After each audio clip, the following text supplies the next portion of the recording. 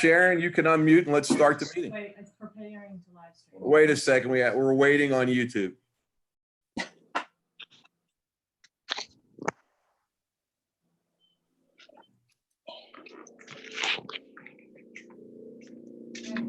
We are live. Sharon? Okay, we are going to open the meeting of the Altoona School District School Board Thursday, March 26th at 7 p.m. And if everyone could stand for a moment of silence and the Pledge of Allegiance.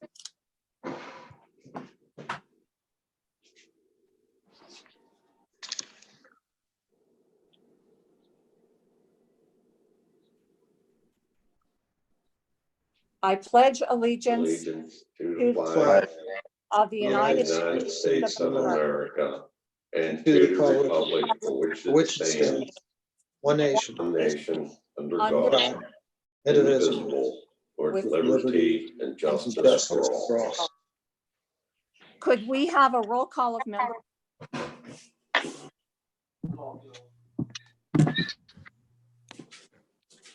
Mr. Baker, Here.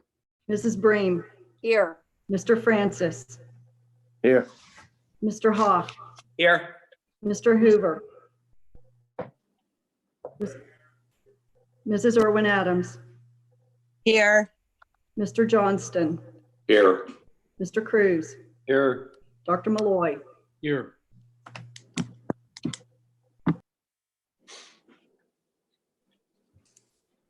All present. Okay. We had an executive session tonight over the phone at 6 p.m. to discuss personnel.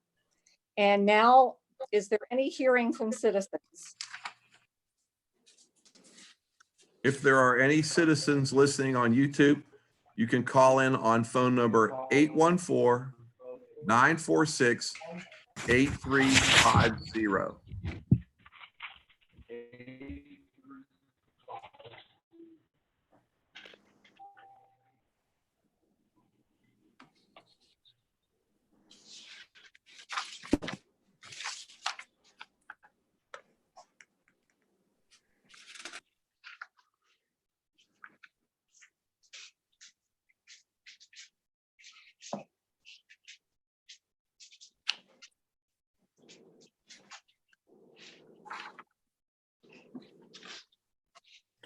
I think we can continue, Sharon.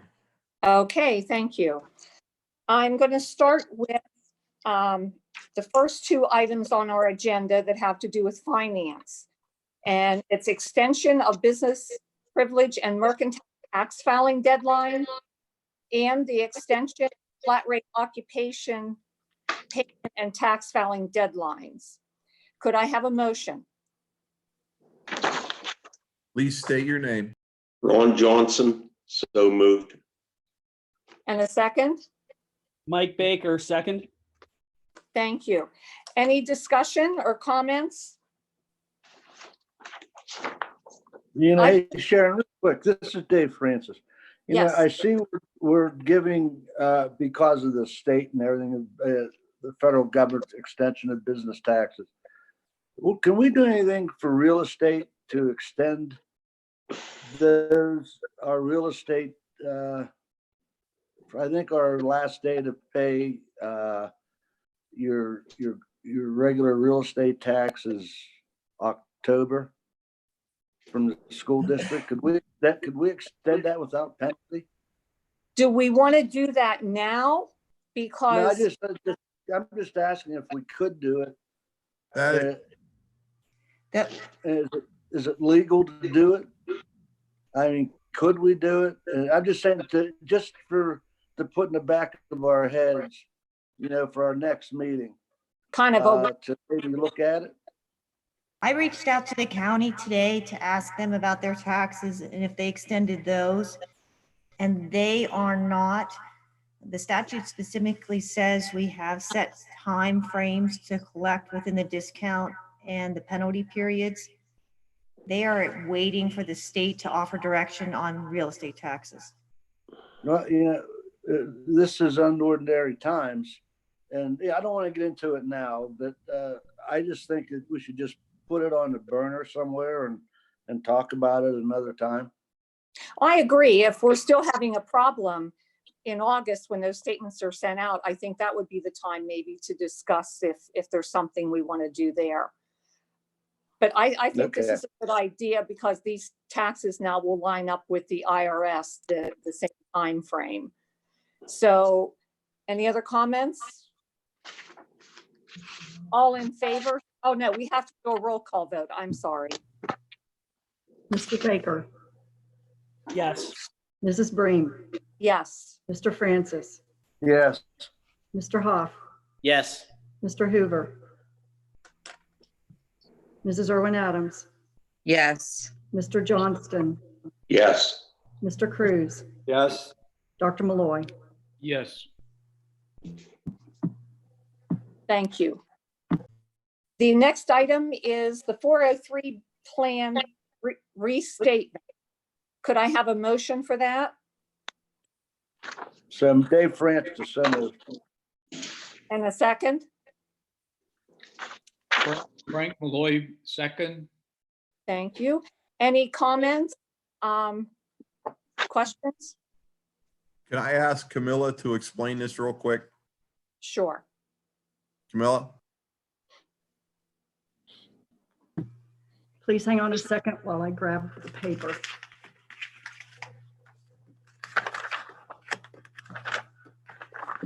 The IRS required restatement of 403B plans by March 31st or 30th of 2020. And they need a resolution that, sorry, I grabbed the wrong paper.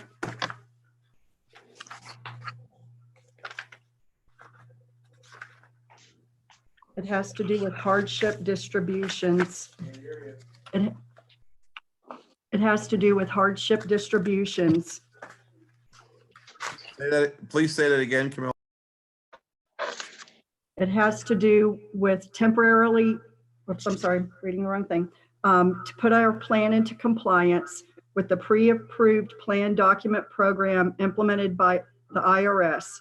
Included with the restatement is the hardship distribution amendment, which reflects the changes to the hardship withdrawal rules made under the Bipartisan Budget Act of 2018. It's an IRS compliance issue. My only question would be, if this act was in 2018, why are we just making this change now? Because our third-party administrator has been working, we've been working on it since October of 18. And they actually had a turnover in their personnel and someone had to pick it up in February and finish it. Okay, thank you. Any other questions or comments? Could we have a roll call vote, please?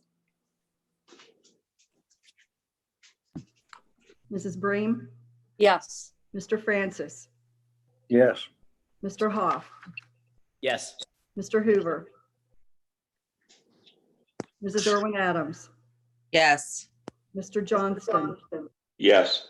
Mr. Cruz, Yes. Dr. Malloy, Yes. Mr. Baker. Yes. Thank you. Motion passes. The next item is going to be under new business, salary and benefits related to COVID-19. Could I have a motion? Frank Malloy, I'll make the motion. And a Mike second. Baker, second. Thank you. Any questions, comments?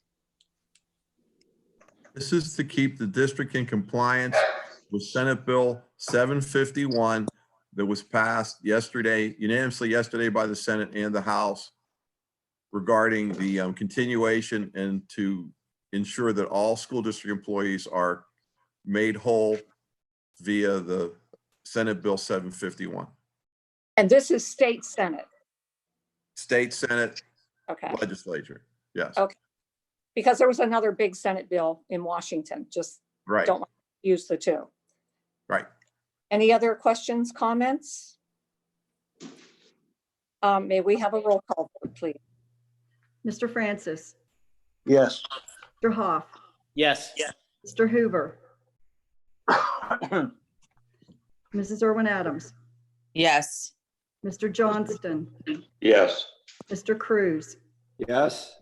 Dr. Malloy, Yes. Mr. Baker, Yes. Mrs. Breen. Yes. Motion passes. We're going to move on to the next item, which is construction waiver. And could I have a motion? Frank Malloy, I'll make that motion. Thank you. And a second? Kelly Adams, second. Thank you. Any comments? Does anyone want to elaborate on this? I have a question. Do all the workers care to come back to work?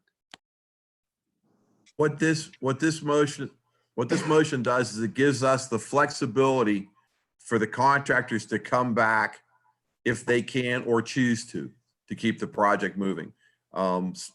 Right now, we know that Farfield will not be returning to site until the governor lifts the work ban. So the thing is to have the flexibility, if we can, to move parts of the project forward to keep us on schedule as close as possible. So what you're saying is Farfield will not come back to work until the governor says, but other trades may come back? Yes. So I have a question. Is Farfield not coming back because they're going to set it up for delays later to try to get a change order?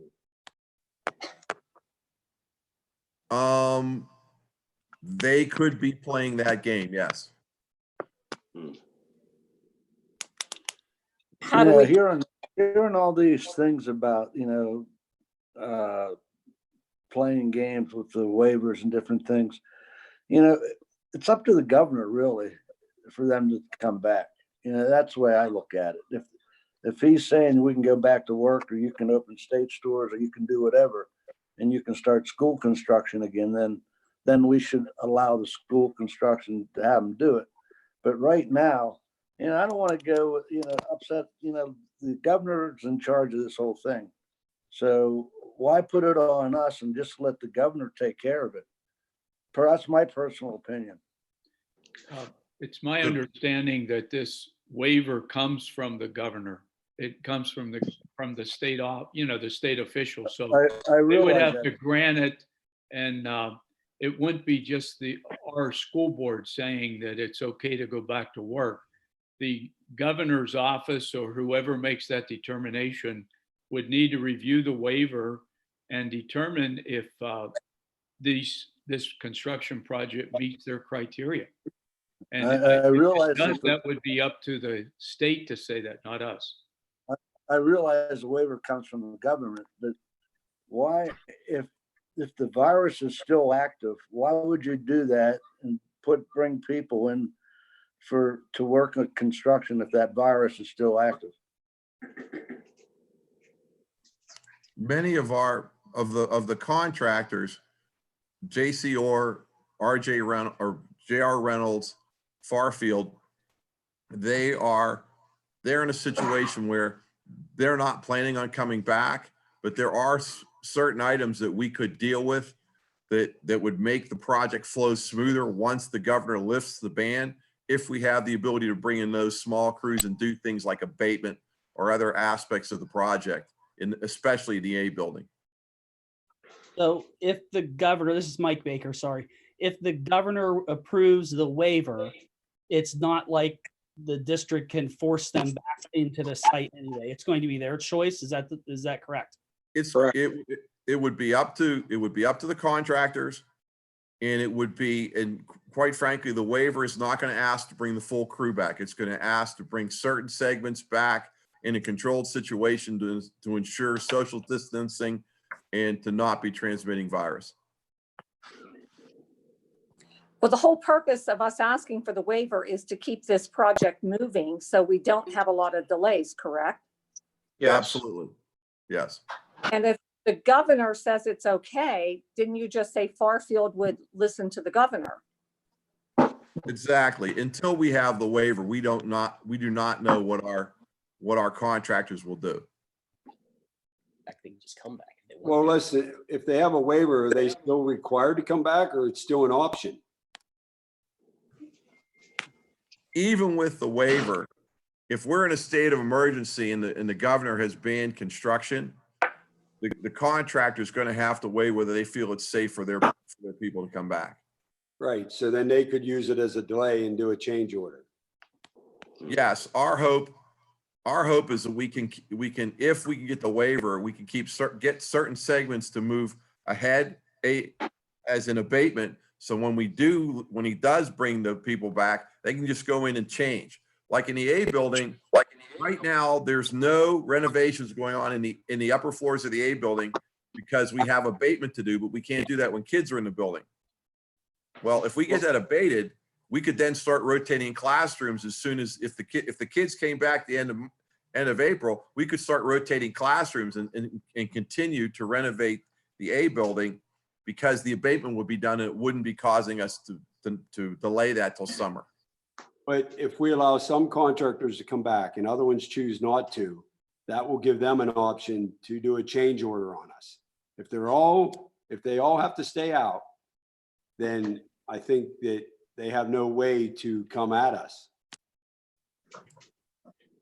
But you're dealing with, if they're all out, you're talking about the delay issue, as we talked about before, where we could be in a situation where we're having to run contingencies in order to start school in the fall.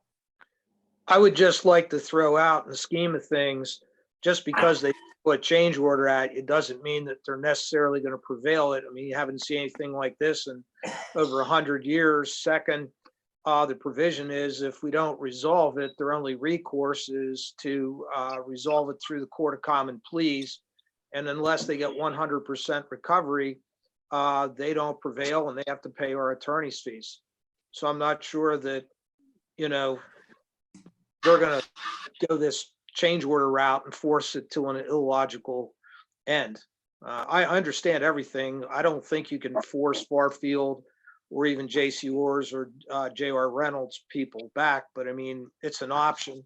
And if the governor's willing to sign off on it, because I know I submitted a waiver today as well, in light of everything that's going on. If the governor says, yeah, then, people have to decide what they want to do. But contractors can't force their people back right now.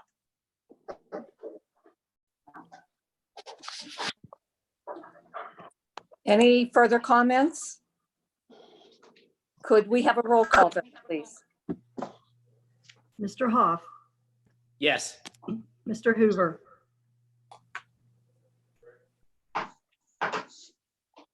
Mrs. Irwin Adams, Yes.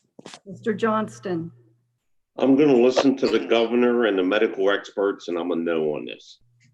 Mr. Cruz, I'll go with a yes, I guess.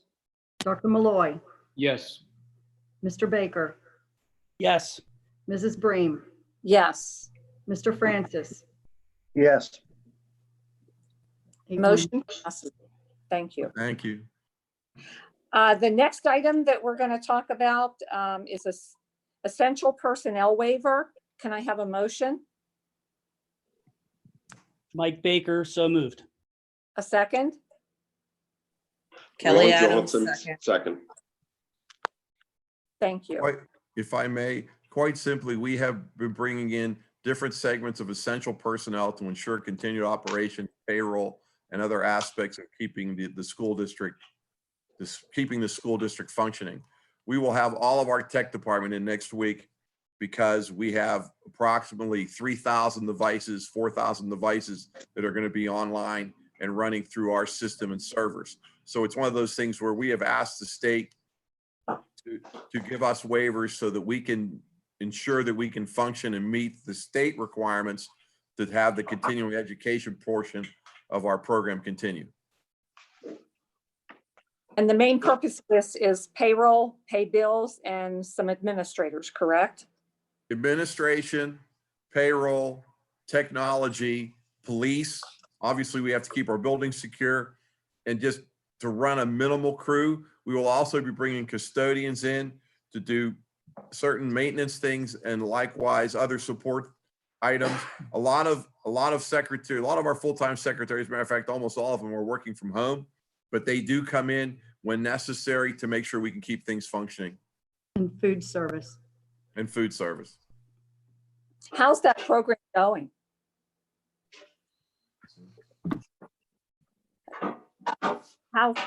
Yeah, Lou, food- how many kids did we serve today? Wait, it was just over 540 some. So we delivered 458 meals and then we served 80 at the junior high. So that's what, 430 some. Good, great. That's a good program. I kind of got off the what we're talking about here. Okay, any other questions, comments? Can we have a roll call vote on this? Mrs. Irwin Adams, Yes. Mr. Hoover, Mr. Johnston, Yes. Mr. Cruz, Yes. Dr. Malloy, Yes. Mr. Baker, Yes. Mrs. Bream, Yes. Mr. Francis, Yes. Mr. Hoff. Yes. Motion passed. Thank you. The next item is our revised 2019-2020 school calendar and Act 80 exceptions. Can I have a motion? And Dave Francis, I move. Second? Frank Malloy, second. Okay, any questions, comments, any explanation on this? This calendar will give us the ability to have 180 school days and still be able to do the transfer from the old B building into the new B building in June if we're able. And likewise, the teachers will have their 187 contractual days in by the Thursday following graduation, June 5th.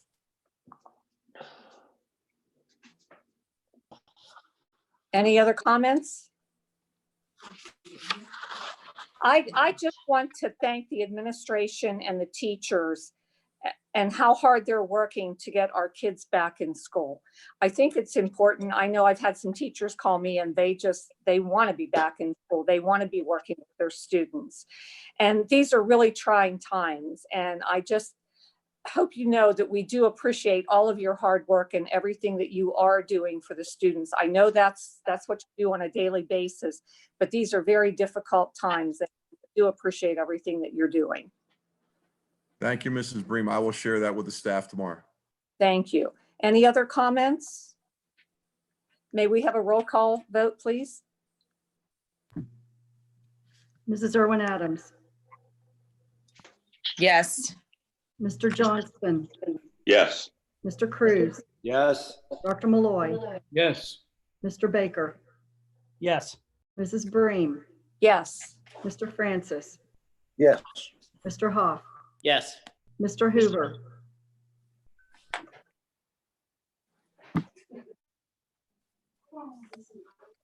Okay, motion passes. Moving on to the next item, transportation services payment. Can I have a motion? Frank Malloy, I'll make that motion. And a second. Kelly Adams, second. Okay, any comments, questions, conversation? Mrs. Brin, this is Carl Beard.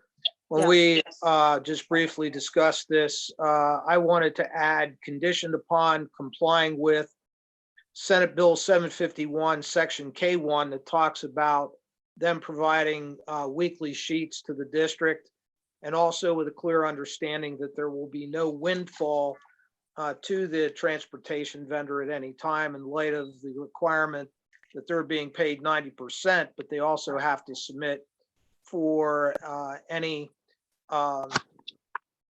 supplements or any other things that might ultimately be passed at the federal level. And you were correct. The Senate has passed it, and it's the House that's currently playing around with it on the federal level. Any other comments? Okay, I Go believe ahead. Carlos covered it. okay. Could we have a roll call vote on this, please? Do we need to modify the motion based on what you said, Carl? You do. That just, all you have to do is ask the two that, one that made the motion and two that seconded, if they're okay with that amendment, and we're okay. Dr. Malloy made the motion and Kelly seconded. I would add the wording to the motion as stated by our attorney. And I'll second. Thank you. Mr. Johnston, No. Mr. Cruz,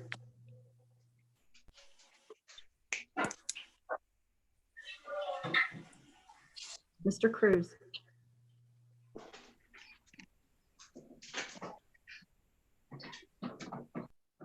Did we lose someone? Yeah, Ed left the meeting. Yes, it says he left the meeting. Dr. Malloy, Yes. Mr. Baker, Yes. Mrs. Bream, No. Mr. Francis, No. Mr. Hoff. We're not back yet. Mr. Hoff, Yes. Mr. Cruz, Yes. Mr. Hoover, Mrs. Irwin Adams, Yes. passes 6-3. Okay, thank you. Would I be able, I'm reading here and have to listen to Carl. Can I rescind my vote to a yes?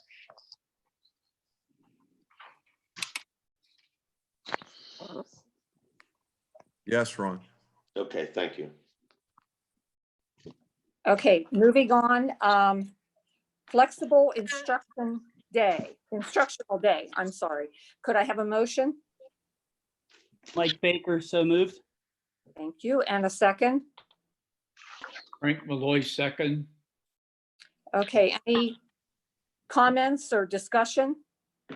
The state is allowing us to, they have extended the opportunity for us to apply for flexible instructional days.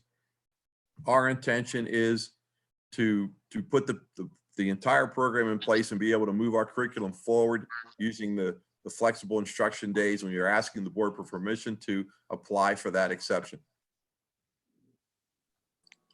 Any other discussion or comments? I'd just like to piggyback on what Sharon said earlier and thank the administration, the teachers, all the staff for all their hard work and what they've been doing, not only just educationally, but with all the videos and the scavenger hunts and everything else that they've put together to try to keep the kids connected to the schools. Thank you, Kelly. I will share that.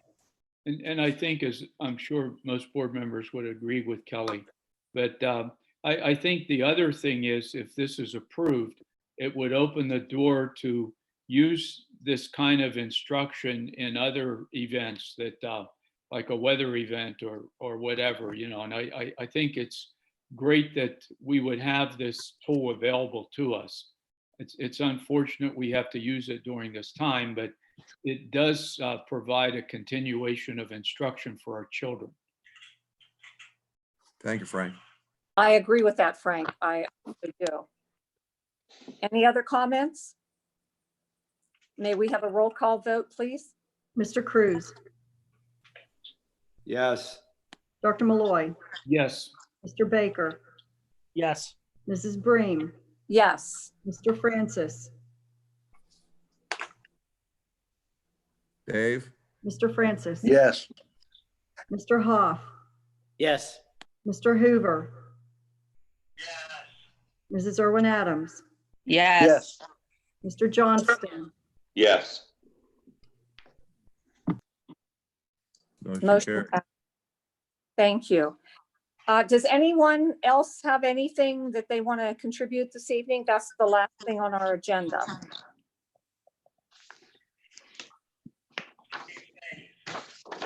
I would like to thank everybody for their cooperation through this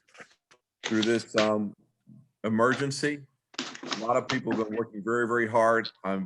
As I commended the teachers before and the administrators, this has truly been a team effort across the board. And thank you to the board for your support in making all these pieces come together for us. And thank you for everything that you're doing. I know I talked to you a Thank lot, you. and you've been under a lot of stress during this time, and we appreciate what you're doing. Thank you. Thank you. If there's nothing else, meeting is adjourned. Thank you, Sharon. Thank Thanks, you. everybody. Yes.